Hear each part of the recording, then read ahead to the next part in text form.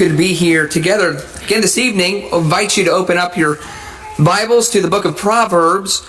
We'll be spending a bit of time here this evening throughout the lesson just going through an overview of the blessings that are available for us if we make the book of Proverbs a regular study for us. And just want to try to do that this evening to encourage us all.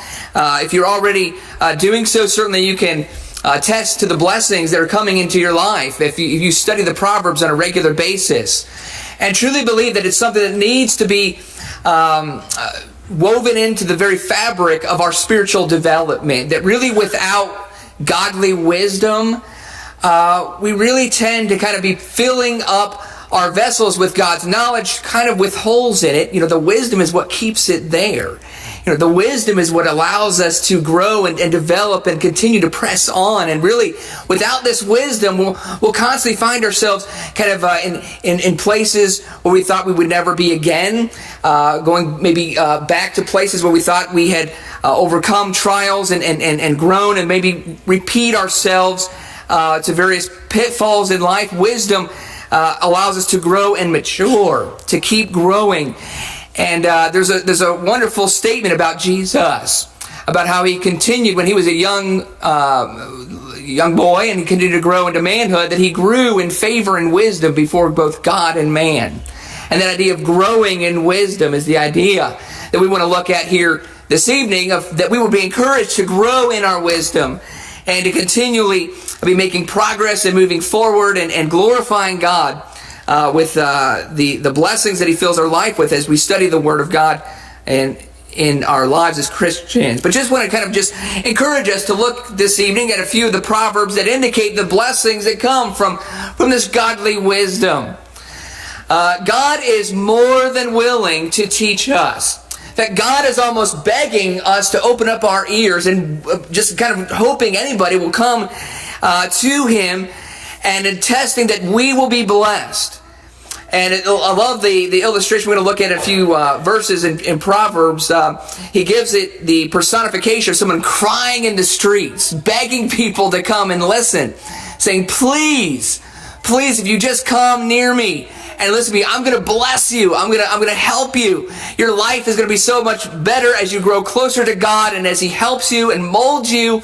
And there will be so many things that you'll be able to kind of keep your life away from, and certain things you can develop in your life that will be a great blessing and a great safety net for you, and will escape a lot of potential problems that some sadly develop in their lives because a lack of wisdom, a lack of heeding to those warnings and that spiritual development.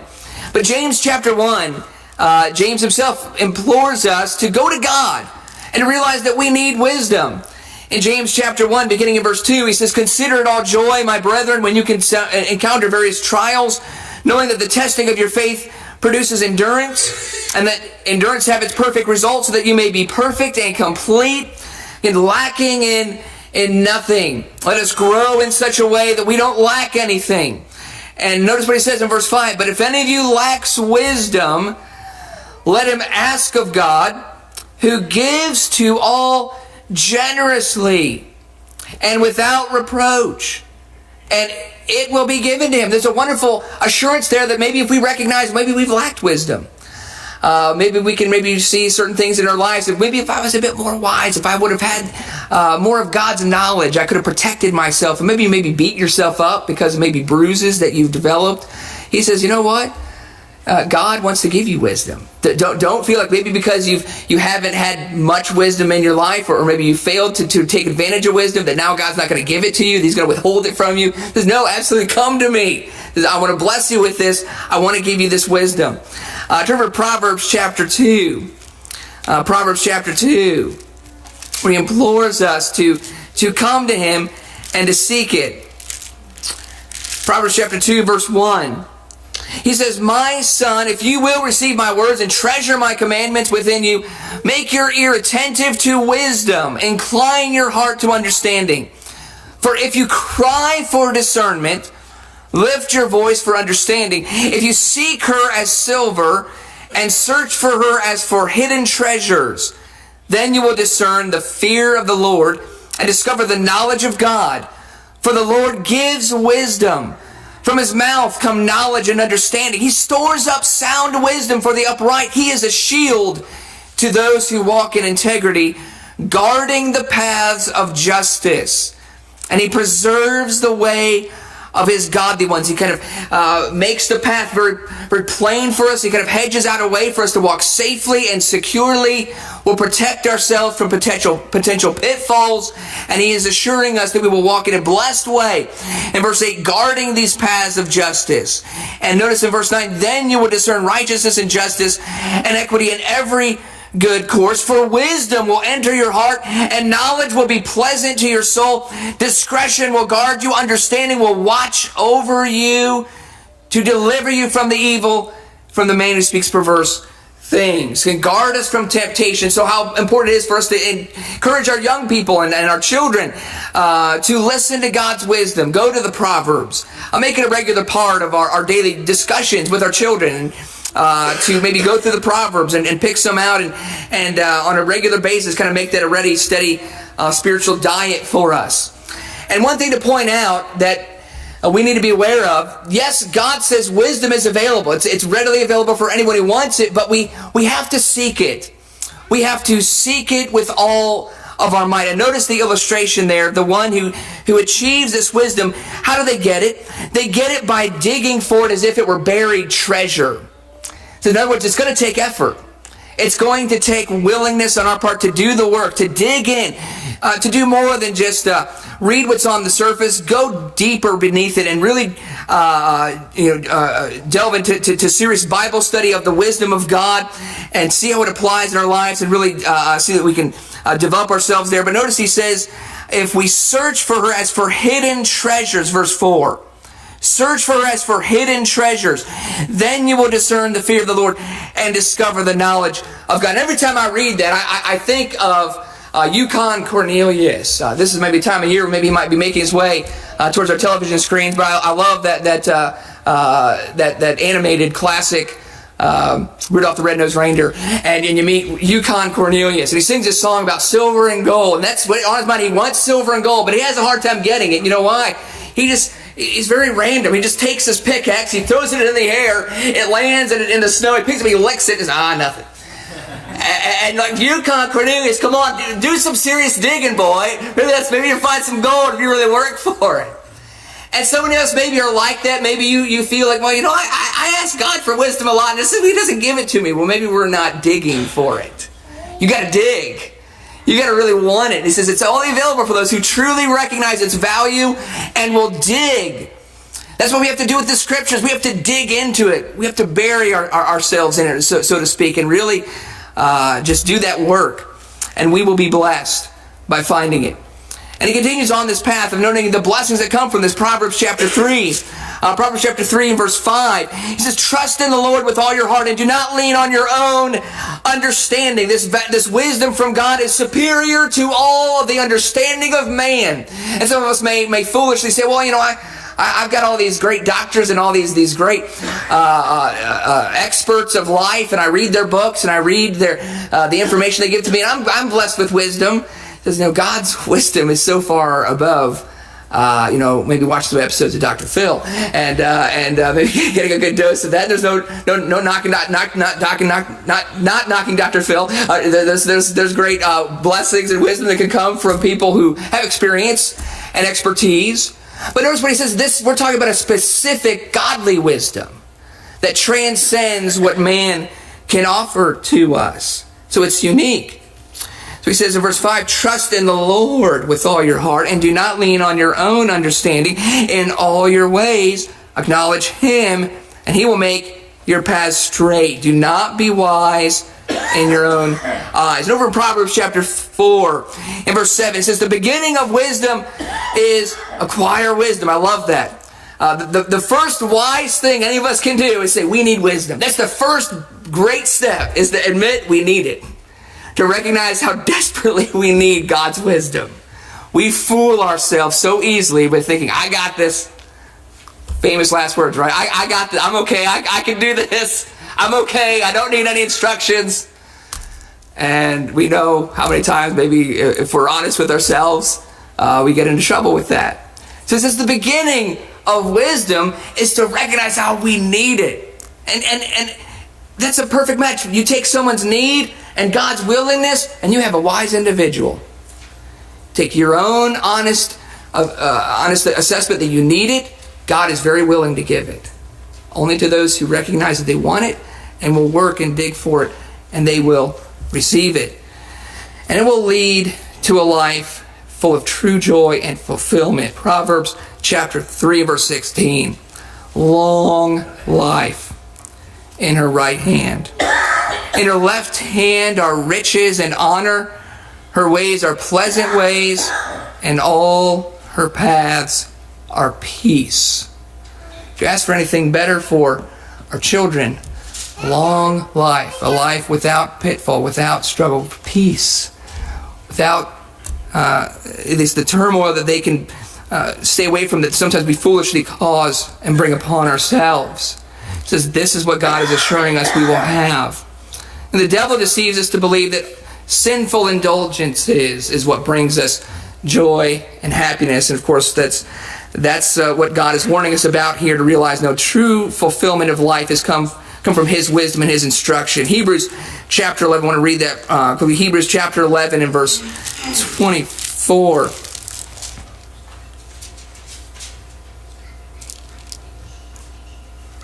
You see the example of Moses, who had great wisdom because of how desperately he realized he needed God more than anything, more than all the riches that he had at his disposal. Hebrews 11:24. By faith Moses, when he had grown up, refused to be called the son of Pharaoh's daughter, choosing rather to endure ill treatment with the people of God than to enjoy the passing pleasures of sin. No, he realized the great wisdom of following God leads to a truly blessed life, more so than riches and the pleasures of sin. As it says in verse 26, he considered the reproach of Christ greater riches than the treasures of Egypt. And that's what the Proverbs are telling us. Follow me, come into my ways. My ways will give you vastly more superior treasures and pleasantness than anything that this world is seeking to give to us. And it's readily available to any who listen and who seek it. It's the ultimate guide for life. Turn to Proverbs chapter 6. Proverbs chapter 6 and verse 22.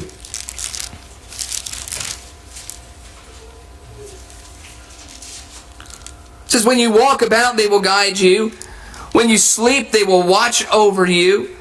And when you awake, they will talk to you. I love that description. Wherever your situation is, life, it's just this constant guidance and this kind of overwhelming kind of blaze of protection, kind of shielding over us. And wherever we go, if we are following and listening to God and listening to His instructions and listening to His wisdom, it will be our guide. When you sleep, when you're awake, no matter where you are, it's constantly there for us, watching over us, talking to us. In verse 23, for the commandment is a lamp, and the teaching is light, and reproofs for discipline are the way of life. And I find it interesting, again, how many people have had a desire to pursue the great intellectual pursuits of our time and sit under the great scholastic teachers that offer all kinds of instruction and advancements in life, and yet have not been able to afford it. How much it costs, the cost of an education. This is scot-free. You don't have to pay a dime. In fact, that's what's kind of interesting about Proverbs chapter 1 is saying, come to me and I'm going to freely give it to you. You don't have to get on some kind of a payment plan. You just have to want it, have to desire and treasure the value of it. Proverbs chapter 1 and verse 20, wisdom shouts in the street. She lifts her voice in the square. At the head of the noisy street, she cries out. At the entrance of the gates in the city, she utters her sayings. You know, imagine there was some renowned professor who was known for educating so many and providing a great life for so many individuals. And maybe you thought, never in my lifetime would I ever be able to sit at the feet of someone like that. And you find out they're giving free classes. And they're maybe not just that, but they're shouting out, please, you're not going to waste my time. Come to me, sit at my feet, and I'm going to educate you for free. And that's what he's saying. This is a free valuable education that will it will transcend everything else. It will be the ultimate guide for every aspect of life, not just to train you in some certain area of expertise, but for every aspect it is applicable, because it gives a long and prosperous life. You know, it's sad we are mourning with Sister Nancy the loss of her nephew, and had a chance to speak with her a little bit, and she's very broken up about that, and just kept hearing her saying, you know, he had a full life, and was very thankful for the life that he had. And that's a blessing, that we know that while death is coming to every one of us at some point, you know, it's a wonderful blessing when we get to live a full life, and how equally tragic it is when we hear of life cut so short. Well, we really have no choice in the matter, and we realize that death can come at any moment.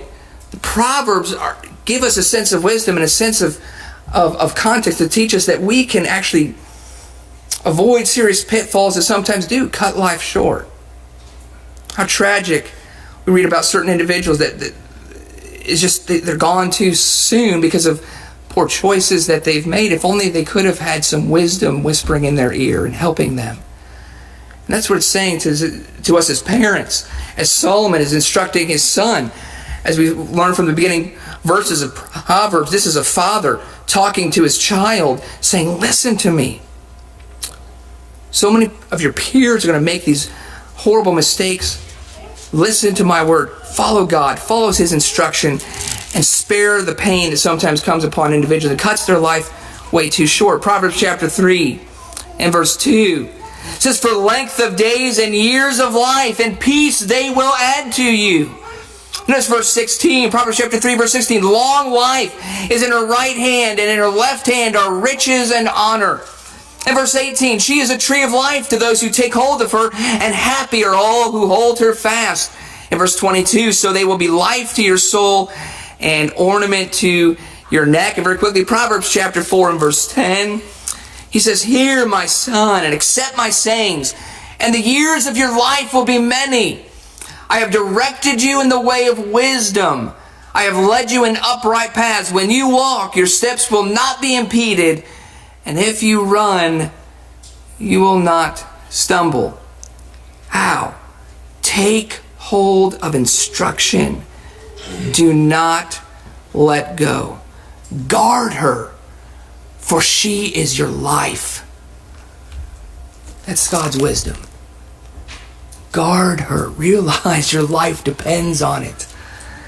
How it would do us well as those who have an opportunity to influence those growing up among us, to make it be known how important it is they have this instruction and seek this wisdom. It ultimately brings great favor from the Lord. In Proverbs chapter 3 and verse 4, it ensures that we will walk in a way that glorifies and pleases him, and will ultimately what gives promises for a great blessed life now, even greater, the promise that we will walk in such a way that we will not be impeded by our journey towards heaven. Wisdom can only help us, can only shield us from certain pitfalls, again, that continually plague us when we get caught into temptation and sin, and makes it that much harder for us to walk that straight and narrow way. And the wisdom of God ensures that we will have a freer way of running and walking through this life, and allowing us to just have that entryway that's that much larger for us to the entryway of heaven. Proverbs chapter 3 and verse 4 says, so you will find favor and good repute in the sight of God and man. In Proverbs chapter 8 and verse 35 says, for he who finds me finds life and obtains favor from the Lord. But he who sins against me injures himself. All those who hate me love death. It's like a suicide mission, so to speak, to go through life without God's wisdom. You're just injuring yourself. You're hurting yourself. Learning wisdom will enable us to be useful to the Lord in his kingdom. How much it is needed for godly men and women to develop in wise ways, sitting at the feet of the Proverbs and the wisdom literature, learning the scriptures of God, so that they might be a blessing in helping us all maintain our unity, maintaining our peace. We need wise individuals, because as time and time happens, we bump heads, we get into scuffles, we get into disagreements. And we need wise individuals. We're going to need wise individuals to grow up and be able to know how to be peacemakers, know how to sort through those issues so that it does not hinder our growth and hinder our evangelism and hinder our production as Christians. I love how it says in 1 Corinthians chapter 6, there were issues in Corinth. And there was all kinds of division and all kinds of strife. And Paul just kind of almost, he's kind of throwing his hands in the air saying, come on, there's got to be a wise person here who can sort through this, that can help you through this mess. Certainly there's somebody who has been sitting at the feet of God's wisdom and his strength and his instruction, who can use that and can be a great blessing so that we don't end in hurt feelings and division and separation. 1 Corinthians chapter 6, notice what he says in verse 1. 1 Corinthians chapter 6, verse 1. Does any of you, when he has a case against his neighbor, dare to go to law before the unrighteous and not before the saints? Or do you not know that the saints will judge the world if the world is judged by you? Are you not competent to constitute the smallest law courts? Do you not know that we will judge angels? How much more matters of this life? So if you have law courts dealing with matters of this life, do you appoint them as judges who are of no account? In the church, I say this to your shame. Is it so that there is not among you one wise man who will be able to decide between his brethren? In other words, certainly if we're listening to God and we're listening to his word and we're applying it as best we can, it's going to lead us on a wise path. So now not only are we growing in favor with God, also with man. And that's what it said about Jesus. He grew in stature and both favor with both God and man. And the blessing that we will be assuring that we will grow in a way that pleases him, and also to be a help to our brethren around us, to ultimately hear those words, well done, good and faithful servant. To be faithfully serving the Lord and faithfully serving fellow man as well. It brings an honorable reputation.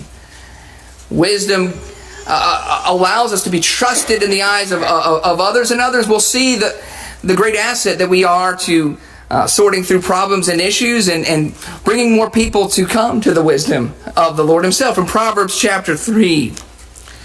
Proverbs chapter 3.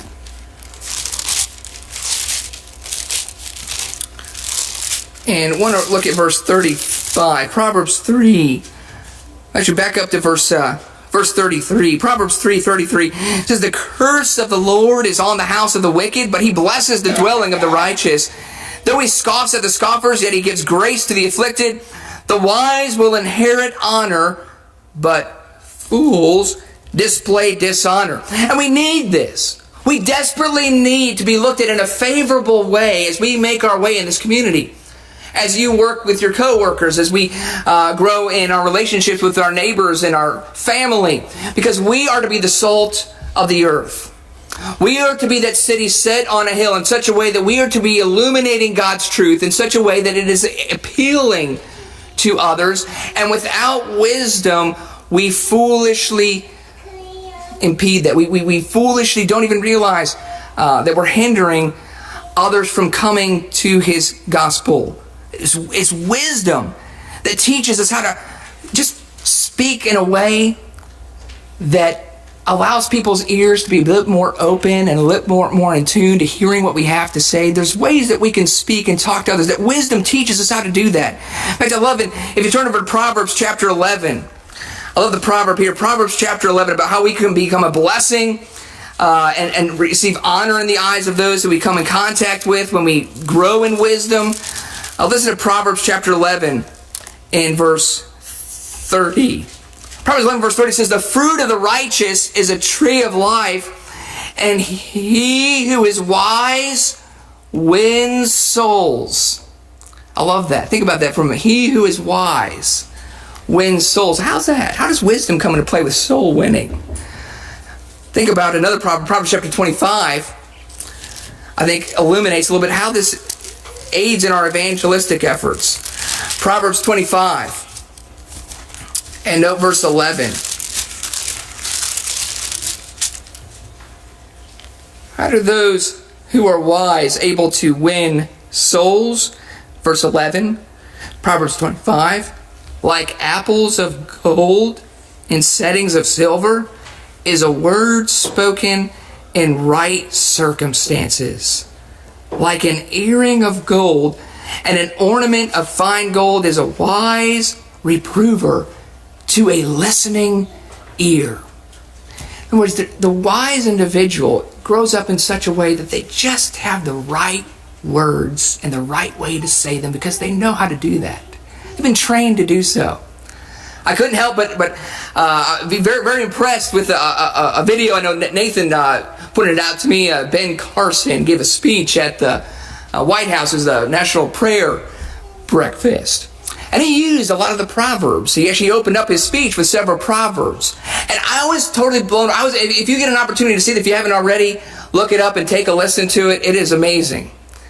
Because what this man does is he stands before individuals. It's kind of a hostile maybe environment because he's totally different aspect of where he's coming from. And he, through wise sayings, in the most gentle, most confident and courageous way, is speaking truth of God in a way that's allowing them to be open to hearing it because of how he's speaking it. I can't help it, but there's one particular story he tells. And he's trying to illustrate the point of how we need to be able to speak up and challenge one another when things are going awry and things are going in the wrong direction. And he told this story of a very wealthy man. He liked to buy his mother extravagant gifts, and he said he was always trying to find different things that would impress her. And he came across these two birds that could sing, they could do all kinds of tricks, could sing and dance, could even talk. And so he bought his mother these birds, and he was so excited to hear her reaction. So he called his mother and said, "Hey, Mom, did you get those birds? And they could sing, they could talk, they could dance." Said, "Well, what did you think about it?" She said, "The day was good." I said, "Did you eat the birds?" He said, "Why did you eat those birds? They could sing, they could talk, they could dance, they could speak." I said, "Well, they should have said something." and the way that he said that, he makes this point, and he says, unless we speak up and speak out for ourselves, we also will get consumed, and we will not be able to have a voice. And this word is speaking about some of the political correctness that sometimes keeps people from advancing and talking and discussing ideas. But you can tell that this is an individual who kind of used wisdom, and he talked about how he tried to follow the teachings of Jesus in his life to guide him and instruct him how he can be someone who speaks to others. And I was very impressed with that. But that's the idea. He who's wise wins souls because he gains an open ear and gains access to opportunities to speak to people, because wisdom has trained the mouth and trained the tongue how to speak in such a way with gentleness, yet conviction, and be able to know how to speak truth. And people who are wise get a listening audience even when they need to reprove them. Listen to Proverbs 22. Proverbs 22 and verse 1 says, "A good name is to be more desired than great wealth. Favor is better than silver and gold." And you think about that in an age where so many times God's people were plagued with judges that were not just. They were taking bribes. And gold had a lot of weight. You know, it can outweigh silver and gold. A wise individual who people respect and honor more than money. When someone can't be bought because they realize the wisdom they have is invaluable, and they're willing to listen to that rather than take the money. It's more valuable. It does much more, and it can do great things if we treasure, if we develop ourselves that way. Wisdom is not a burden to be endured, but is prized ornaments to be worn. Proverbs chapter 1. Just read a couple of these and we'll move on here. Proverbs chapter 1. In verse 8 says, "Hear, my son, your father's instruction, and do not forsake your mother's teaching. Indeed, they are a graceful wreath to your head and ornaments about your neck." Proverbs chapter 3 and verse 21. It says, "My son, let them not vanish from your sight. Keep sound wisdom and discretion, so they will be life to your soul and ornament to your neck." That was something we were trying to express to our children at one point. I know we were trying to express the idea that it's prizes, so it's a prize to be treasured. And I believe Alice and the kids they were just talking just a little bit ago about how excited they were. They went to Fun for All, and they were playing. There's one game. Alice says, "I want to play the game that gives me like tons of tickets." And there's some game she played just spits out tickets.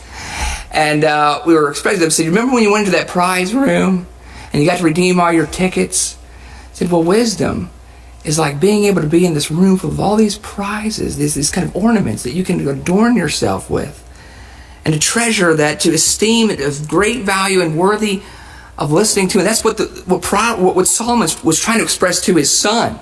So you see these places you go to where they just adorn you with these beautiful arrangements, and it's just so appealing and so delightful. Oh, look at wisdom that way. I treasure it that way. And we will be blessed by doing so. And then finally, true wisdom is seen in how one receives instruction. It's all about how we listen. And we need to train ourselves to be open to hearing, because a lot of the wisdom that is in Proverbs is the type that is challenging us to change our ways, to do things better, to realize that while we have maybe built a great deal of confidence in our own understanding, to not trust it, and realize we can develop ourselves much better by listening to exactly how God instructs us. We need to train our ears to be wise listeners and wise students, and to be open to hearing it and then changing when necessary. But Proverbs chapter 3 addresses that in verse 11. Proverbs 3 verse 11 says, "My son, do not reject the discipline of the Lord, or loathe his reproof. For whom the Lord loves, he reproves, even as a father corrects the son in whom he delights." In other words, we have to look at the book of wisdom as if our father was addressing us, and his fathers need to and are inclined to do, to say, "Let me instruct you. Let me show you the right way to do this. I appreciate your effort, your zeal. That's great. That's right on the money. But let's help you develop the skills to do this better." And that's what Proverbs are doing. Says we can live life better. We can do things in a better way, the way God would have us to do, in a much more glorifying way. We will reap the benefits if we listen, and we will increase in understanding. Very quickly, Proverbs chapter 4, verse 5. It says, "Acquire wisdom, acquire understanding. Do not forget nor turn away from the words of my mouth. Do not forsake her, and she will guard you. Love her, and she will watch over you." Again, the beginning of wisdom is acquire wisdom. And it is the fools who, again, put the hand up and say, "No thanks, I'm good from here, I got it." It's the foolish one who refuses to believe that there's any more improvement they can have. Let's just very quickly look at Proverbs chapter 15 and note verse 12. "A scoffer does not love one who reproves him. He will not go to the wise."